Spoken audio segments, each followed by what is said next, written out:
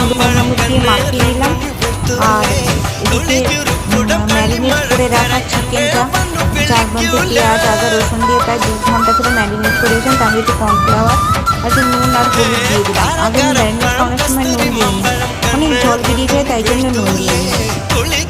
এবার সর্ষের তেল, দুটো কড়াই বসে, দুটো কড়াই দুদিক দিয়ে কাজ করা হয়। দুটো সর্ষের তেলে দিয়ে সর্ষের তেলে মাছগুলো মাংসগুলো বোনলেস চিকেন এগুলো কর্নফ্লাওয়ার দিয়ে মাখিয়ে নিয়ে ভেজে নিচ্ছে। একটা 4-5টা করে ভাজছিলাম, একদম ভালোই ভাজা হচ্ছে। তারপরে মনে হলো এগুলো ভাজতে দিতে অনেক টাইম লেগে যাবে, তাই জন্য কী করলাম, প্রথমবারের ভাজাগুলো ভালোই হয়েছে সেগুলো তুলে নিয়ে রাখতে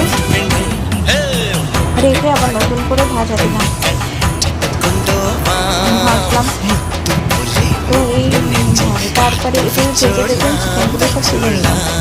চিকেন ভাজতে ভাজতে অনেক সময় হয়ে যায় কড়াইটা এখন কালো কালো হয়ে যায়, কিন্তু উপরে তেল এবং আসলে কর্নফ্লাওয়ার থাকার জন্য নিচে লেগে যাচ্ছে।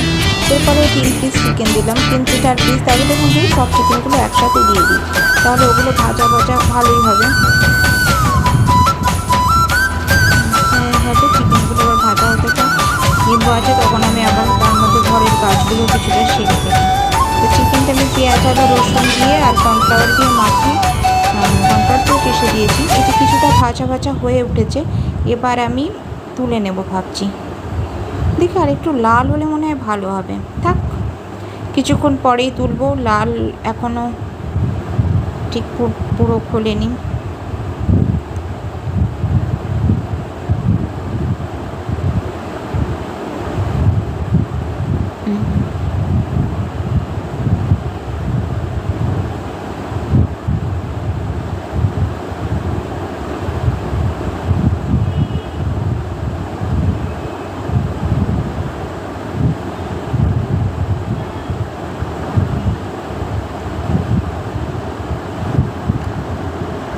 তারপরে দেখলাম পেঁয়াজ আদা রসুনটা এভাবে দিলাম, কিন্তু এবার দেখছি কড়াইটার মধ্যে যে টমেটো পিউরি করে রেখেছিলাম আর কাঁচা লঙ্কা, এই রান্নাটায় কাঁচা লঙ্কা দিলেই বেশি ভালো লাগে শুকনো লঙ্কার থেকে।